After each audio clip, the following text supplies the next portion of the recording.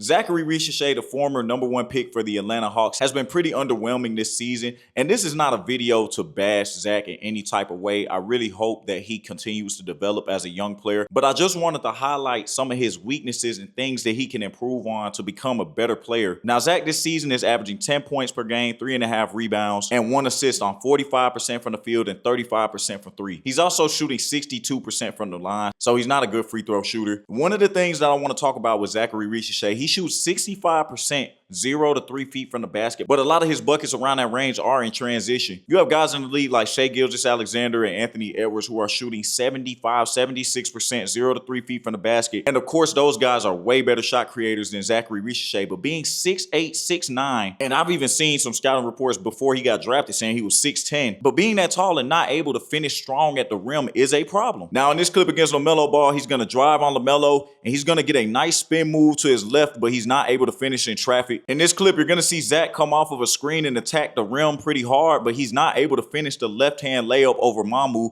Mamu's not a shot blocker, so there's really no reason why you can't finish the layup over him. Now, they're leaving Risacher wide open right here, attacking the rim. Vucevic, also not a good rim protector, cannot finish over Vucevic. Dyson Daniels going to make a good pass right here, and he's just not able to finish a wide open layup. Now, I think he did get fouled, but that's not enough contact for you not to be finishing that layup, especially with LaMelo Ball in the paint, someone who's not known for playing defense. Risacher has to get stronger in opportunities like this. Nice move against Pirtle and just loses his footing through contact, wasn't able to finish the layup. The lack of ball handling from Risacher is the reason he doesn't get the shots he wants to right here, trying to dribble on Jaden McDaniels and just can't go anywhere, turns the ball over. We're going to see same thing right here. Risacher gets the ball, tries to attack Ant-Man and make a move, but he just loses the ball. I don't even think Ant-Man did much with his defense. I just believe that Risacher's handle was really loose. With the defender this close, there's no reason why you picked up your dribble so early, throwing the turnover to Isaiah Collier, which results in an open layup.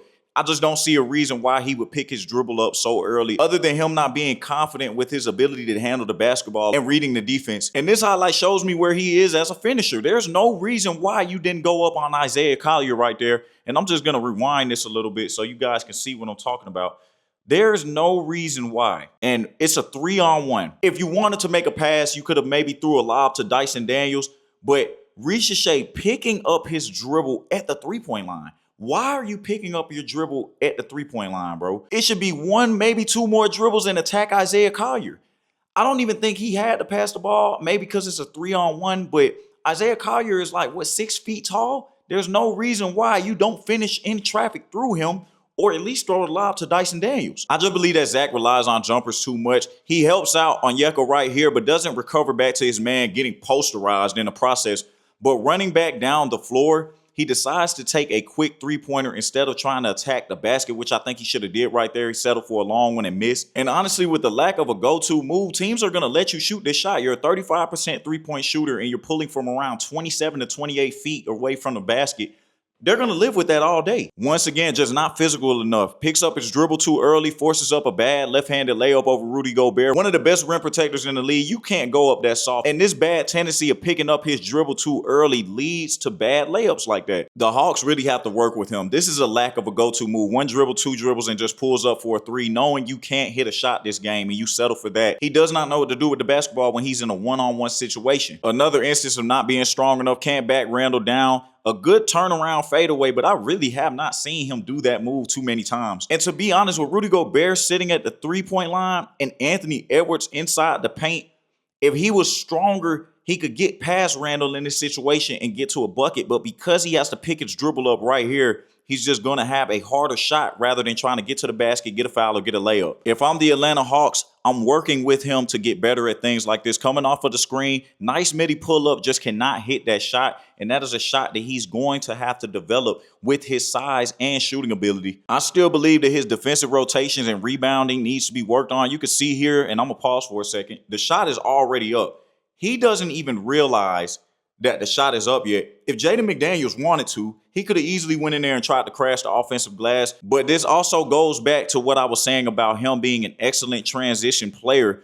leaking out for the fast break. But I do think that he needs to be involved a little more with rebounding. 3.5 rebounds for a guy that's 6'8" or 6'9" just isn't really acceptable for me. I think that he needs to boost that to around 5 to 6 rebounds a game. In the month of February, Zach is only averaging 7 points a game on 35% from the field and 30% shooting. I need more from Zaccharie Risacher. I really want him to develop and start playing like the #1 pick that he was drafted to be. And I understand it was a weaker draft, but you have to be held to some type of standard being a #1 overall pick. There have been plenty of #1 picks that have not been superstars, but to be a valuable player for your team or a star in the league is something that has to be considered with being drafted that high. You have guys that took the second-year leap, Alex Sarr, Stephon Castle, just a couple of players to name, but all of these guys have been developing their game, and I haven't really seen much development from Zaccharie Risacher in his second year. So hopefully Zach can get it together and play a little better. I would love to see improvement in the second half of the season. We did see second half improvement last year, so hopefully he can have the same success, but we'll just have to keep watching. So it's your boy 100 Points.